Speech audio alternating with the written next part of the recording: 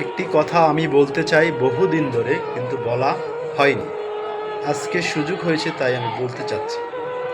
গ্রামীণ সিমের কী পরিমাণ যে টাকা কাটে সেটা আপনাকে আমি বোঝাতে পারবো না। আজকে আমি বহুদিন পর গ্রামীণ সিমে কিছু টাকা ঢুকিয়েছিলাম কথা বলার জন্য। ১ মিনিট ২১ সেকেন্ড কথা বলেছি। আমার ব্যালেন্স থেকে তারা ৪ টাকা ১৭ পয়সা কেটে নিয়েছে। তাহলে বলুন, মিনিট কত করে পড়ল? এর কি কোনো বিচার এদেশে আদৌ আছে? নাই। গ্রামীণ যেভাবে পারতেছে সেভাবে লুটে খাচ্ছে, নিচ্ছে। ইন্টারনেটের ভ্যালু কোথা থেকে কোথায় বাড়িয়েছে। সাধারণ জনগণের প্রয়োজনে ফোন দিবে, তাও দিতে পারছে না।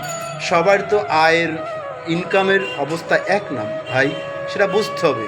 তারা যদি এর ব্যবস্থা না হয়, তাহলে আমাদের অবস্থা আজকে কোথায়?